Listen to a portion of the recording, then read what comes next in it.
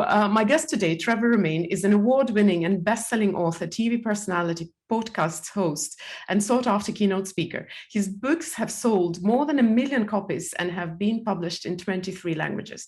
Trevor has spoken to over 1 million kids in 16 countries and deal with social and emotional, the kids who deal with social and emotional issues through his unique storytelling style and sensitive humor to help audiences make influential impact around the world.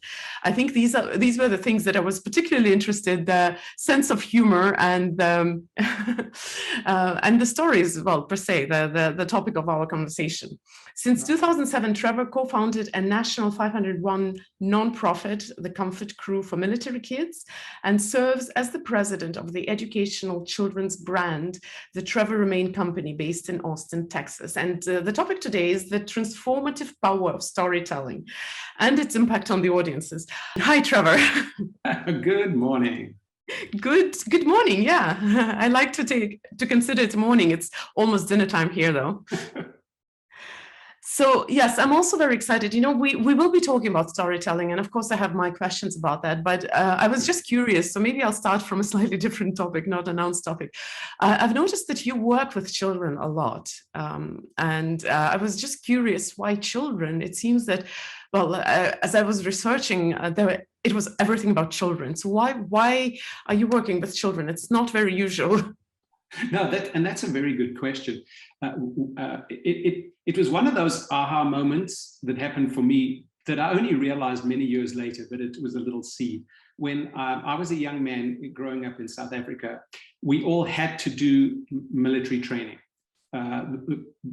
Boys had to go for 2 years right out of high school and do your military training. And, you know, like everybody else, I just went with the flow. And it just so happened that one day a friend of mine was in the hospital and I went to go visit him. I accidentally walked in the wrong door of the hospital. I was trying to take a shortcut and I found myself in the children's part of the hospital. And there were too many kids and not enough beds. There were maybe 5 or 6 children on each bed. Oh, and wow. It was quite shocking. I didn't know anything about kids. I was a 19-year-old guy who thought he knew everything about everything, especially wearing a uniform. I felt invincible. And I immediately felt uncomfortable the minute I walked in that room. I mean, there were kids bandaged up. There were kids who were very sick, sleeping. So I wanted to get out as soon as possible. Mm-hmm. I headed across the room to get out the door into the main hallway. And I walked past one of the beds and there was a little boy sitting on that bed, on the edge of the bed. There were 4 other kids on the bed. He was maybe 5 years old. And as I walked past him, he lifted up his hands to me and he said in Afrikaans, which was the language it was in that particular area, he said to me, "Hou my vas asseblief," which means, "Please, can you hold me?" Mm. And I stopped and I looked down at that little boy and my heart just sank because his legs were very badly damaged. I think it was a landmine situation. So I panicked. I looked around. Obviously, this little boy was in distress and needed help, but there were no adults in the room at that time. There were just these kids everywhere. Mm-hmm. I looked back at the little boy again and he reached even further and he said, "Meneer, kan jy vir my optel en vashou? Please, sir, can you pick me up and hold me?" And I don't know, something happened in the deepest part of my soul. I just felt this warmth. And I didn't have much interaction at that stage with people of different nationalities and different cultures. I was just a white boy in a white suburb in South Africa. So, but I knew exactly what to do. I put down my rifle, I took off my backpack, and I bent down and I picked up that little boy.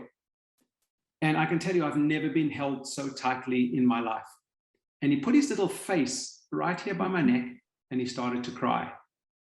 And that little boy's tears ran down my cheek, my neck, and into my shirt, and touched my heart. Mm. And that voice never went away. I went off into advertising. I directed TV commercials, and then I just kept on hearing that voice, and that I said, well, how can I answer that voice? And so I started writing stories, and landed up volunteering at hospitals with kids with cancer. And that's basically how my career as a storyteller. And I call myself a story farmer. A story farmer. Yeah, because I grow stories in the form of illustration or storytelling, writing, or photography. So I just farm stories, basically. So that's really how it started, with that little boy. So you pretty much your whole life you worked with children. Yes, I work mainly with children. I write mainly for children, although I do a lot of speaking and work with teachers now, being able to help them learn how to connect with kids. Because I'm a 14-year-old trapped in an older guy's body, and so I'm very immature and connect with kids. It is a very touching story, and to be honest, I'm wondering, because when you when you pick your career, you usually pick the career which is financially promising, and children are, maybe that's why so few people actually work with children, because they are personally not the people who hold the money. But correct. The parents normally buy the books, not the kids. Yeah, of course. Yeah. But I want to come back to storytelling, since that was the topic that we announced, and I was just personally very curious about the children. I've been in personal growth for a long time, and of course we do talk about children and with children a little bit, but not to that degree. So if you guys haven't researched my guest, go check him out. It's really touching, I guess, the same way as the story was touching. So talking about the stories, I remember when I started being a speaker, I was very impressed by people who tell beautiful stories. And after university, it was so refreshing and different, because in university you hear the good theories, but very seldom the illustration to those theories. And the question that I had as I was listening to other speakers telling beautiful stories, like even right now you told a story, but my natural first question was, but I don't have an experience like that. Does everyone have a story? And does everyone have a story? And is every story worth telling? It's two questions, I know, but I want to start from here. That's a lovely question. I had the privilege of meeting Nelson Mandela before he died. And he said something so interesting. He said, when a person dies, their library of stories dies with them. Oh. And unless you share your story through art, through music, through photography, the experiences you have will be gone, and nobody else can be inspired or learn from them. I think everybody has got a story. I think a lot of people get caught up in sharing the story because they don't think other people will find it interesting, or they might not like the sound of their own voice. I know some people don't think their voices sound good, so they feel intimidated. But I think what you can learn is the rhythm of telling a story, and you can learn a story arc, because if somebody sets up a story and is able to give a conclusion, you can learn that. But I think the personal experiences, everybody's got an interesting thing that has happened to them. And when you share that, you're more passionate about something that's happened to you than relaying a story that you've heard about somebody else, because it's you, and it comes from your soul. And I was actually sharing with somebody the other day. I can tell you, a story. Well, I was walking down the road, and this lady was walking down the road towards me, and I don't know, I loved the way it looked when she walked. Or I can say to you, I was walking down the road, and as I looked up, everything became slow motion. There was a woman walking towards me. She had very long hair. It was flowing behind her like it was in water. Behind her, leaves tumbled in the air, autumn leaves. And I heard the music of, classical music, and I was in love immediately. So just by actually putting some soul into the story, it becomes something that you see as a movie in your head, as opposed to information that somebody's sharing with you. And that's what I've learned over the years. And also by sometimes being in an audience when you tell a joke and nobody laughs. And then you get in a panic and you think, oh no, I thought that was really funny. But I think you learn just with experience that sometimes, as you know, as a speaker, a room can change the whole feel of a story just by what's going on in that room. It's very interesting. Yeah. So developing on that idea, I love classical literature. So of course I've learned a lot about the details to how you unfold the story. Yet on the other hand, I have in my household, I have this kid, my son, who is very dry with words. He has Asperger's, and that's part of the reason he finds it a little bit annoying. Like I've told you what there was to say. Is this skill of embellishing your story with beautiful details or making them poetic like you just did, is this the skill which is learnable? Is this something which just comes natural, or you shouldn't give up and try and experiment? And if it is hard for you, doesn't that also mean that you will keep telling the same story over and over again, and it becomes in a way soulless? Because I've experienced when I tell the same story over and over again, it kind of becomes so rehearsed that I don't feel it anymore. Wow, a bunch of great questions. Thank you. Let's start with the telling the story over and over again. Yeah. I think I've told that story of picking up that little boy. I know I've told it over 1 million times because I've spoken to 1 million kids where I've shared that story. What I do when I share it is I tap back into that feeling that I felt then, and that's just like a form of meditation or a form of connecting with what you're saying, because I know that I'm guilty myself of being in a big room and giving a story, and my mouth is talking and I'm thinking about what's going to happen for lunch, you know? And I'm like, wow, looks like they got a good lunch here. But I think, to be fair to the audience, what I try and do is tap back into that initial feeling that I had. And you know, that is possible. That can be learned. I know when I often work with kids, I say things like, okay, imagine yourself in a freezing cold place.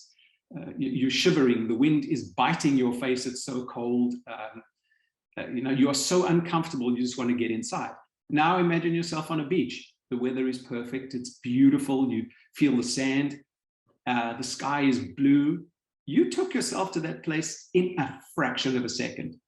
And I use that as a technique when I am starting to feel. And I know when I'm just telling the story, I tap back in. Now getting back to people on the spectrum, being able to share stories, and I use that for want of a better phrase, because you know, that's what's used around here. But I have met a number of people who are incredible storytellers who talk about being on the spectrum. And they have learned how to gauge an audience's reaction and learned how to share it. Now, obviously, when we do have a spectrum, there's severity, you know, depends on how one communicates. But I think it's very possible. And I think, again, it's just a matter of instruction. And I think the way we instruct people to do things, especially people who may be having learning differences, you know, they're very, very, it's very black and white, and there's very little gray. And I think being able to let somebody know, you know, if you tell a story about yourself and you say, oh man, I felt that, you can learn to say that to somebody. And when you see the audience's response, you know that they are feeling it too. But again, you know, it really also depends on how a person is taught and how they are, in what context they're sharing information. I know that I've worked with some kids who don't like loud noise, and that they'll never want to be in a room full of people. It's too uncomfortable. Well, my son is lucky this way. He gets to speak at Mind Valley stages, so I guess he'll have to learn to tell stories, and I'll have to take it as a project. Yeah. But I want to maybe I should have started from there. But I'm just curious about the anatomy of a story, and we'll go into that later. Why is it important to learn how to tell stories? Is it only something that author speakers need to know? Is it more relevant to anyone? What's the deal? Why is it so important? Well, I think it's important to everybody, and I know I learned when I was in the advertising business that unless I sold a project I was working on to a client, I wasn't getting paid. So if I was creating an ad, you had to actually tell the story of that why you did that campaign, why you did that advertising to the client. And if your story was convincing enough, then they would say, great, let's go for it. And you got the work done. So I think... But sorry for interrupting, but didn't they feel that they're being kind of roped into that whole story?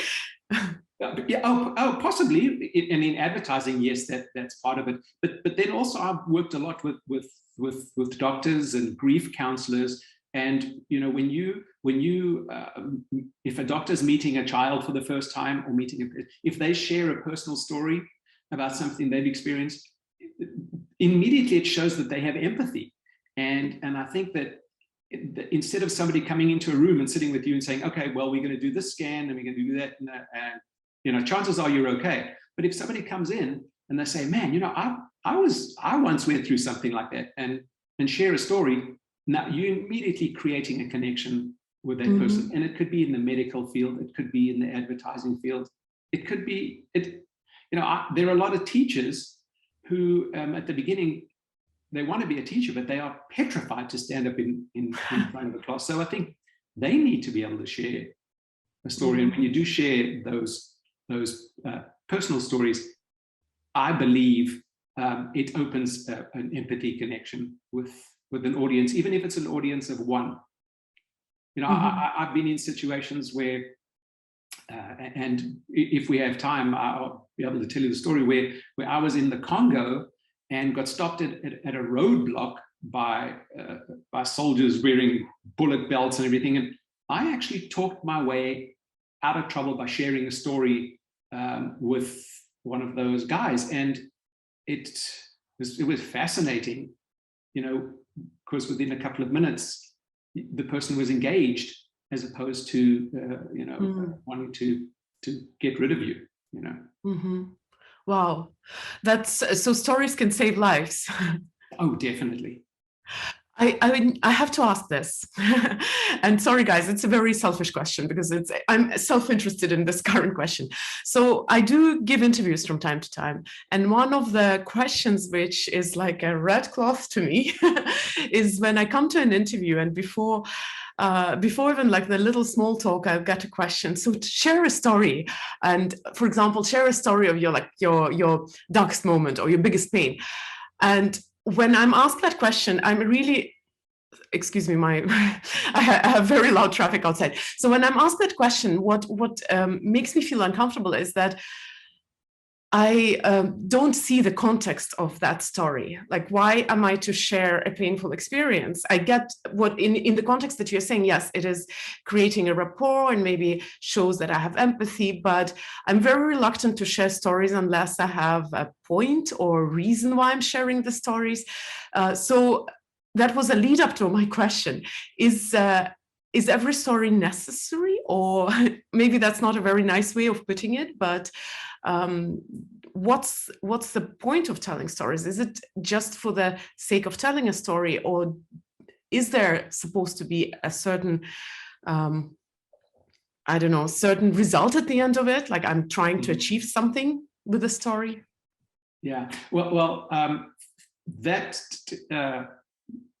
question is also very near and dear to my heart, because I am now turning down a lot of interviews, because when I get those standard questions where somebody's trying to fill space, and they're using my stories because a lot of people, and I think maybe it's just come with experience and age with me, is that I don't need to be famous anymore. When I was a little person that was like, yeah, but you know, people say to you, well, this is going to be seen by so many people. I'm like, but what's happening is I feel manipulated, and it is a red flag for me too, because somebody right off the bat, they want to get their audience involved, and they're using you as a soundbite to be able to lock or hook in the audience. And sometimes it's out of context completely. It's got nothing to do with whatever they're asking. So I find that uncomfortable, and I'm avoiding that kind of stuff now. But you know, on the other hand, stories are important, and if you are a speaker and you want an audience to connect with you, then by sharing something personal, often does connect them. But when somebody says, tell your darkest story, and then you've got to go through your mind and you're saying, which one is a dark? How is this relating to? And then you've got to go quickly and find whatever story might be in, you know, satisfy the context of what they're talking about. But it's difficult. But the other day I was walking with the little dog, and this lady walked past me with her dog, and within 2 minutes we were sharing experiences that had nothing to do with where we were. I found out that she had sailed solo, you know, from Australia to the US, and this is just a person passing. And now every time I pass her, I want to talk to her, and she wants to talk to me, and it's really sweet. But it was that sharing of something and sharing it in a story form.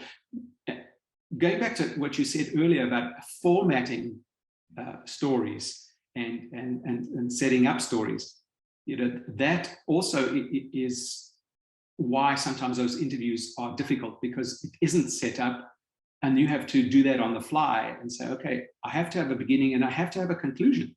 How do I conclude a story that leads into whatever the next one I'm going to be asked about? You know, I want to ask, what makes a good story? Oh, I love that question. A good story makes somebody feel something, and for me, makes somebody find warmth.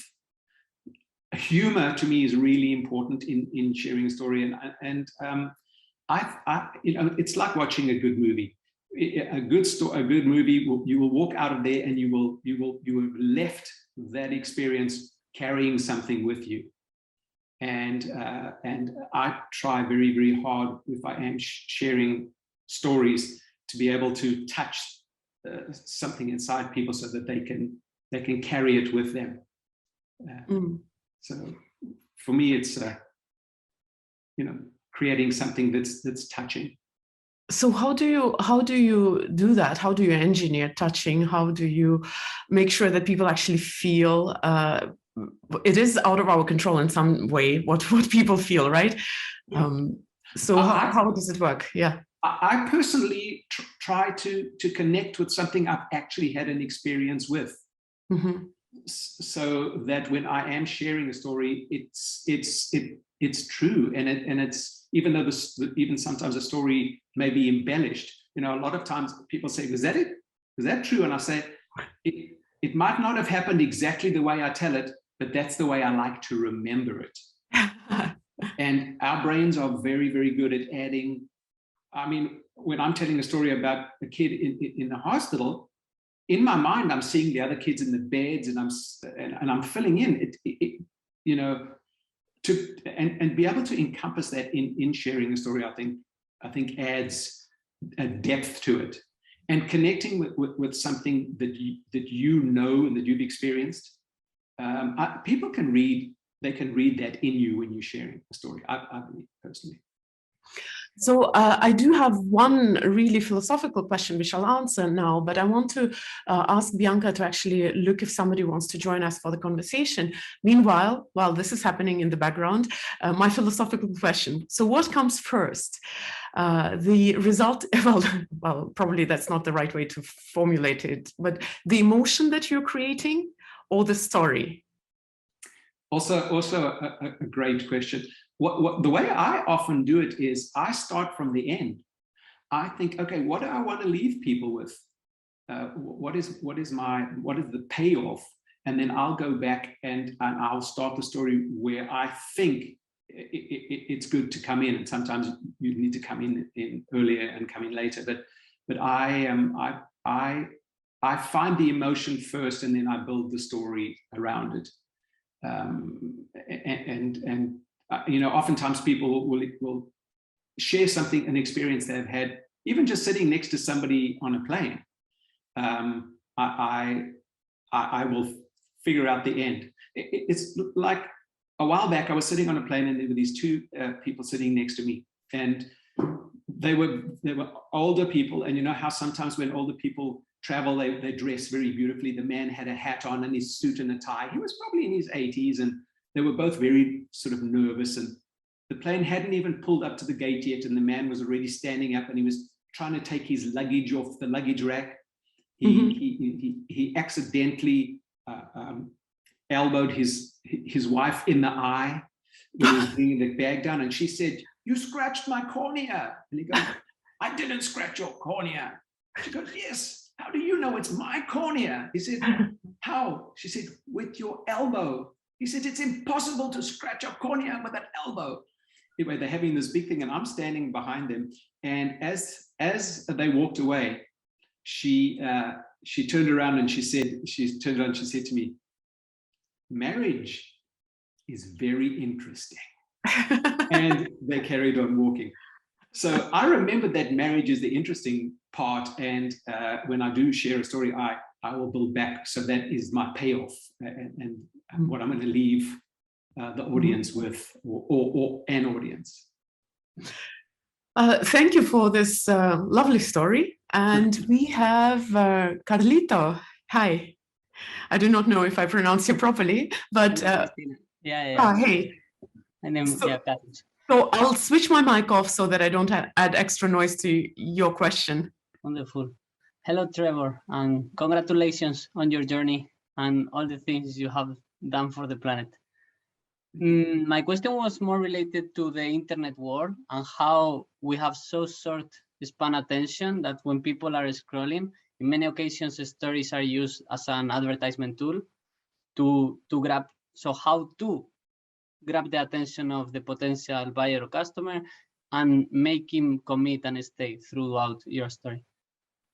Oh, thank you for asking that. That's something that was interesting for me. So my background from a long time ago was working in advertising. And what I've learned to do over the years is that first sentence of a story is just has got to grab somebody. And I've learned to treat that first sentence as if it was a whole headline for a newspaper ad or whatever it is, to be able to pull people in. Because if I said to you, for example, you won't believe what happened to me. I was dangling on this rope and I thought I was going to die. But let me tell you what happened. And so I will take a part of the story and almost set it up as a teaser to pull people into the story. People do that really well now, to scroll under the, to scroll down in a story. But I think verbally too, people are not watching videos as long as they used to. And I had said earlier on, when we were talking, that I had a story about how talking got me out of some serious trouble in the Congo with soldiers. And I know that people want to know that story. And I'm hoping people will maybe stick around so they can hear it. But it's a very valid question. We move so quickly, And if you don't catch somebody in a few seconds, it disappears. And if you think about Twitter, I mean, people have to learn to tell a story in a short amount of time. But I heard something interesting the other day. And this is attributed to Ernest Hemingway. I don't know if it was him, but they say it's the shortest story in the world. It has 6 words. And it says this, baby shoes for sale, never worn. That is powerful. It's tear-jerking. It's emotional. It touches you. It pulls you in. In your mind, you see what is that? A sign? Is it in a window? Is it on a table? Are there shoes? And so whenever I'm trying to set something up, I always go back to thinking about that and saying, wow, our stories can very quickly elicit a very powerful response. Yeah. About, if I can add this, there is also this micro tell, this short format of telling stories, like micro stories or. Oh, yes, micro stories. Yeah, in literature. So that can be also like a good exercise, at least, to learn how to tell a story in very few lines. Absolutely. Yeah, writing a story, and some of them are just a half a page long. Some of them are 1 sentence, 6 sentences. I think that's a very good exercise as well. I mean, if we sit down and say, okay, I've got this whole story to tell. How would I tell it in a sentence? Yeah. Actually, I don't want to digress a lot, so I will let Christina, because I did a bit of Eric Edmead's, which is also in Mind Valley about the storytelling, and this is nice content as well. Yeah, that's true. Eric is a good storyteller. Lisa Nichols is a good story, and Trevor is a good storyteller. So there are good storytellers. So we now have the privilege to ask Trevor. So thank you, Carlito, for joining us. Thank you, Christina. Yes. I do. God, I've been so engrossed into this whole thing. I had a question, but I think it skipped my mind. But we'll see if it comes back to me. Bianca, if you have someone else, we still have time to let other people also join and ask questions. So we were talking about the micro stories and everything, and about getting the attention. And I had a little bit philosophical question. Does story have to be necessarily like tear-jerking or sad or painful to elicit emotions, or is there a way to do that without making people feel uncomfortable, or maybe it's necessary to make people feel uncomfortable? I don't think it necessarily has to be sad, and I don't think it has to be touching, but I think when people feel a story, even if it's just a straightforward story, if they can find something they can connect to within that story, I think it can be very, very powerful. I know I was at one time working with kids again, and there was a little girl. Her dad was in the military and he was away, and we were sitting down, and I said to her, can you do me a favor? Can you just tell me just a quick story about your dad? And she said, well, every morning when I wake up, I feel my dad kissing me on my head, and that makes my day feel so good. And my dad's away at the moment, and what he did was he gave us a jar of those little chocolate kisses, and when she wakes up, she gives herself a little kiss from her dad. So I said to her, you know what, write that little story down in your journal. And she wrote the story down, and then I got an email from her afterwards. She said, dear Mr. Trevor, I wrote the story down in my journal like you told me, and when my daddy came home from the war, I showed him my story, and my daddy started to cry. When my daddy started to cry, I knew that's when my daddy got his feelings back. And when my daddy got his feelings back, that's when I knew I got my daddy back. And by simply giving her permission to tell a story that meant something to her, it became emotional, although it was just a story of, oh, my dad kisses me and then he gave me chocolates. And I've shared that story with a lot of kids, and they now have their own ideas about how they want to share a story with their parents. But I don't think it always has to be a story that's a tearjerker. Well, the way you tell it, it is a tearjerker, and I'm not a very big teary person in front of people. But we have Nishant here to join us, and I need to reserve some space because there were questions coming in. Yeah, shaken and stirred. Nishant, are you here? And let me know if I pronounced you properly. Yes, thanks, Christina. Thanks for having me. Hi, Trevor. Hi. So I'm from India, and I'm working, I've recently started working as a freelancer in marketing space. And I'm trying to double down on social media and podcasts. Now, while connecting with people, I find a gap between what I want to convey and how they absorb it. So I want to know if there is a possibility to learn the art of storytelling on the fly. So during the conversation, I can use the principles of storytelling to convey the message to my clients. And even during one-to-many conversations, for example, this one, like you are in, Trevor. So I want to be able to convey my message through storytelling so that it sticks with the audience and is not lost like, a tiny plant in a cyclone. No one knows where it went and it vanished. I don't want to be that. I want to be the plant behind you so everyone sees and remembers. Oh, wow. That's, well, first of all, what excites me is that you are wanting to do this, to grow what you're doing.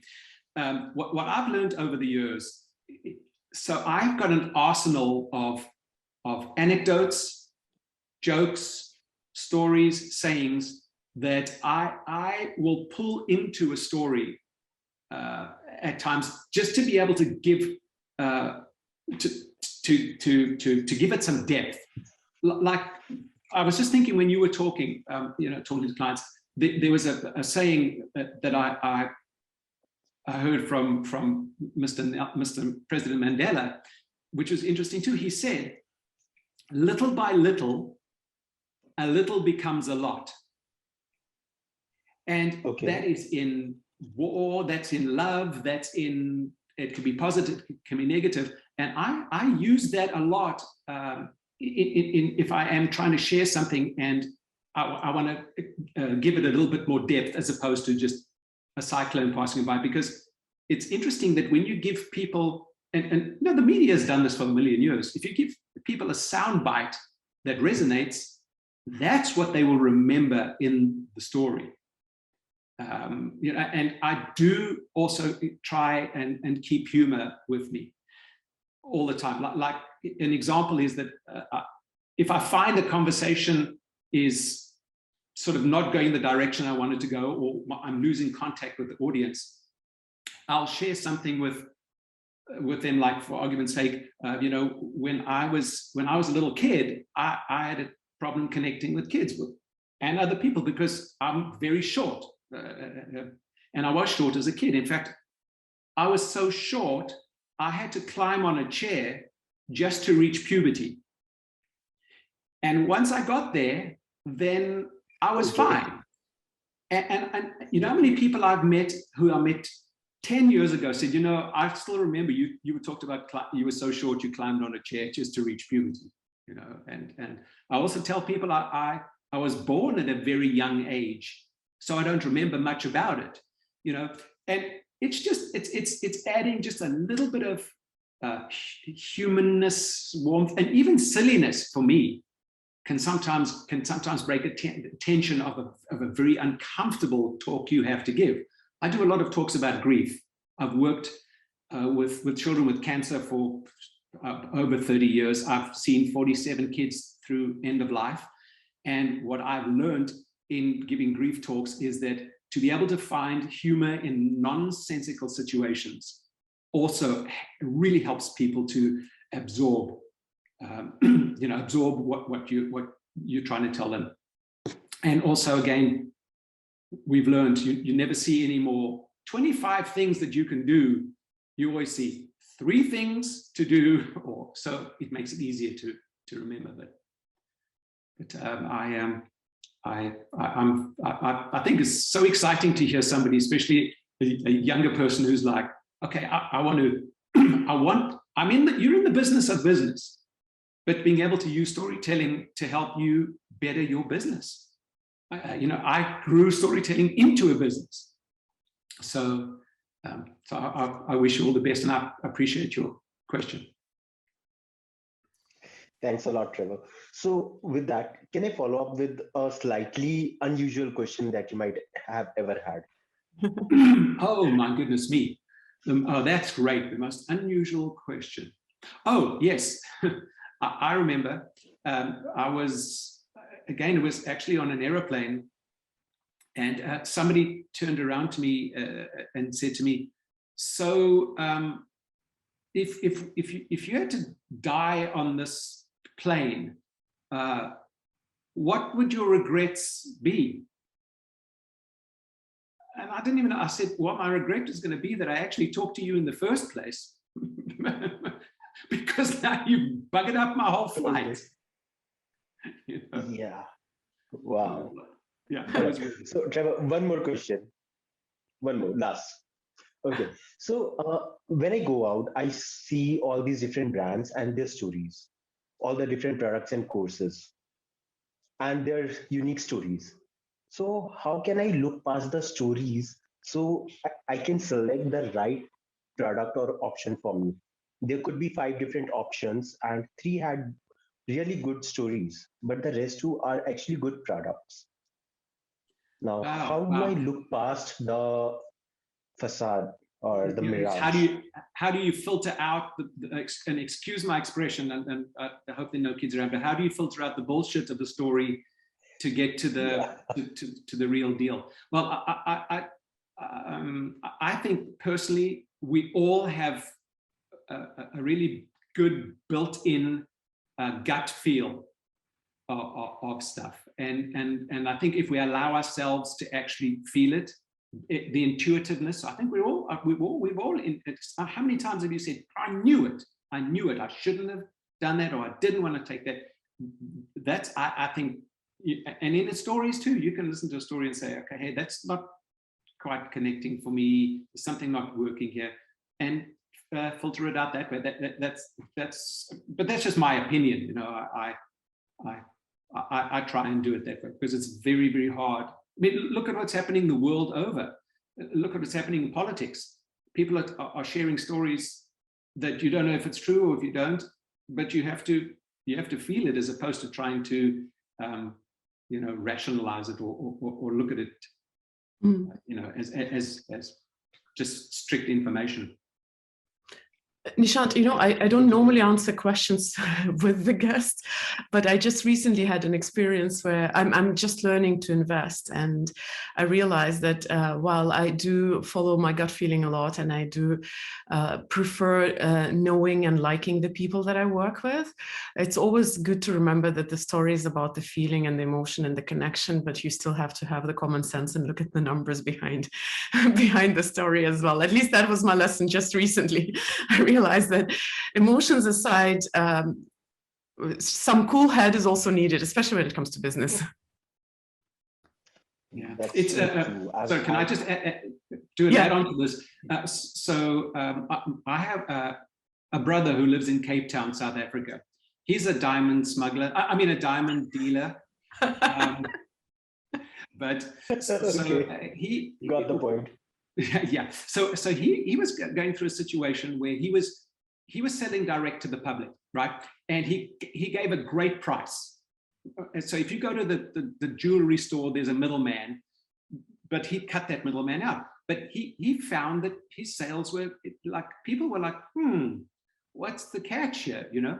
And one day he said to me, oh, last night I had the most amazing experience. I said, what? He said, I went to this apartment and there's a very old man, I think he was in his late 70s or something, and he had always wanted to buy a diamond engagement ring for his wife, and they'd been married 50 years or something, but he could never afford it. He was very poor. And he eventually, I managed to give him a deal where he's got a great diamond. And I went to the house when he gave it to his wife. And he said, oh, the look on her face, I will never forget. And it touched me so deeply. I said to my brother, Stephen, that's what you've got. That's what you have to tell people. Tell them that story about why someone bought the diamond, as opposed to, I'm going to give it to you for 50% off, you know. And again, there it is, the emotion behind it, but also being realistic and like with investments, because someone can show you a picture of this family running down the street holding hands in slow motion for their new house, and meanwhile the house is like in the middle of a dump, you know. And so yeah. Thank you so much, Nishant, for joining us. It was fun. Sometimes I think I'm going to keep my co-host for the future, but we don't have a lot of time left. And I know that there is one question that people have had, and we have to answer that. And depending on how well it goes, maybe I'll get to squeeze in one more question, which I have a personal interest to. But the question, sorry, it's going to sound horrible first. Tell us the story about Congo incident. Okay, I'll tell you that story really quickly. I had the privilege of being invited by the United Nations to go to the Congo, Uganda, Burundi to work with former child soldiers. What we were doing is helping them express themselves through creativity so they could work through their trauma.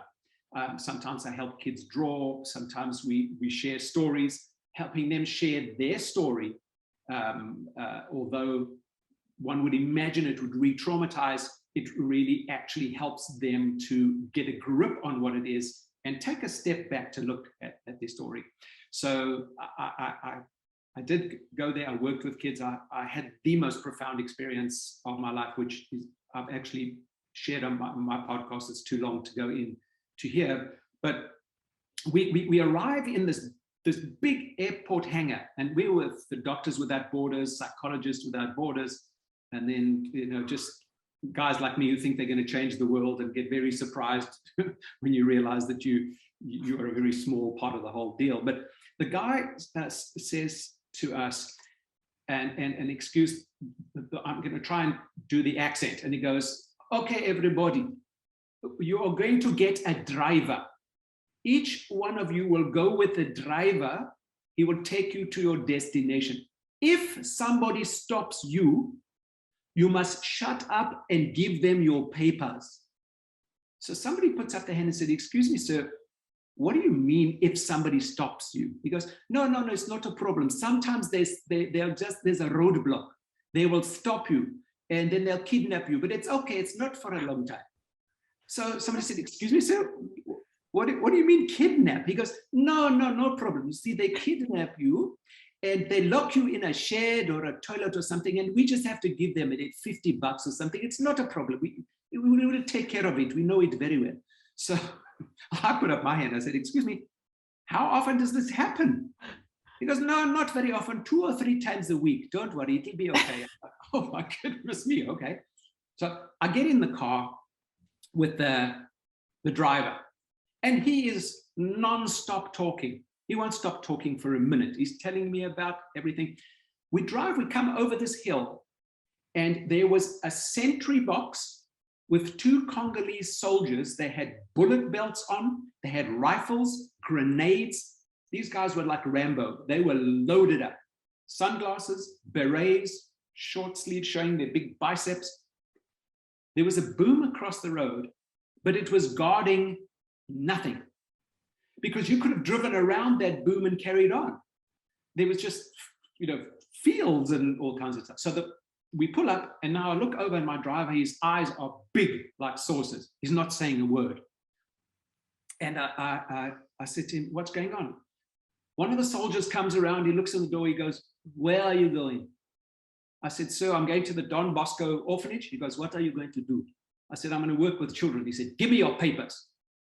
So I give the guy my papers, and he walks back, and the other guy and he start having an argument. They are screaming at each other. And I'm thinking, oh my goodness, I'm going to be somebody's wife tonight, and this may not be a situation that it's going to be very comfortable. I was petrified. The guy comes back, he says, where are you going? I said, sir, I am going to the Don Bosco. Well, what are you going to do there? I said, so hang on a second. I said, so I work with children, and I work with very sick children and children who are struggling. And let me tell you about one of those children. And the guy's looking at me, and I start explaining about children. I told the story about how I one time drew a cartoon for the child. I said, wait, I'll draw that cartoon for you. And I drew the cartoon, and he leans in the car, and he takes my journal out of my hand where I've drawn the cartoon. And he starts looking through the journal, and he says, you draw this? I said, yes, sir. And he goes, you write the stories? I said, yes, sir. He goes, can you draw me? And I'm like, oh, okay. So I drew a picture of him, just a little cartoon sketch, and tore it out of my book, and I gave it to him. He looked at me and he goes, you are a cartoon man. Can you draw my friend? I said, okay. He calls the other guy over. This guy has got a rocket launcher and an AK-47 rifle, bullets everywhere. He stands, he salutes. I draw a little picture of him, I give it. They opened the boom, and I drove through. Every day when we arrived, they had moved that boom and sentry box to a different place. But when I would go through there, next time I came around, he goes, where are you going? I said, so I'm going to the Don Bosco. He said, it's the storyteller, the cartoon man, open the gate. And so I got to travel around, and they did kidnap people, they did hold people for ransom, but being able to share a story and connect with that guy for me was very powerful. Wow. Thank you so much. It's been such a pleasure, and you are such a wonderful human being, and I've interviewed so many people. You're really, really absolutely amazing. We don't have a lot of time. Unfortunately, I had my selfish question, so I'll reframe it in a second. But for the beginning, I want to do the traditional thing. I want to ask people who are online to leave a heart for my wonderful guest in the chat, and those who are watching in recording under the video. Trevor, if people want to work with you and learn more from you, how can they find you? It's very easy. It's trevorromain.com.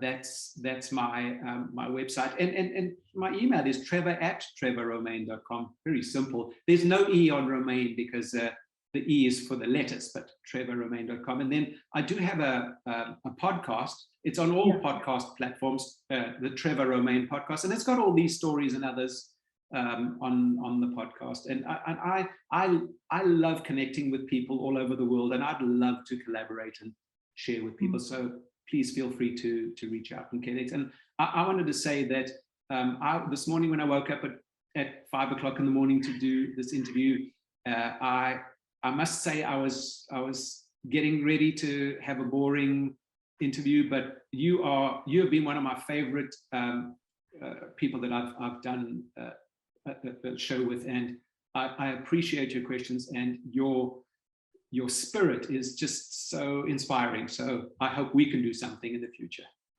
Thank you so much. And that's actually my next thing. I wanted to ask you a question about how to teach kids to tell stories, but rather than that, I was wondering, would you be up to making a workshop with kids and explain to them how to create stories? And maybe I'd bring Hayden here, my son, to co-host with me. Absolutely. I would love to. And I do, as I said, I work a lot with kids and help them share important stories, especially if they're working through stuff, because you can really, it's very cathartic, and you can do important work and learn how to connect anytime. You just let me know. I'd be happy to do that with you.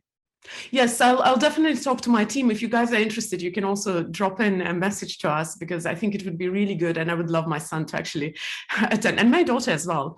So thank you so much. It was a pleasure. Unfortunately, we have to vacate the stage. So it was a pleasure, and I hope our paths cross again, and not too long in the future. I hope so too. And thank you everybody who listened today as well. Thank you. Thank you and bye-bye.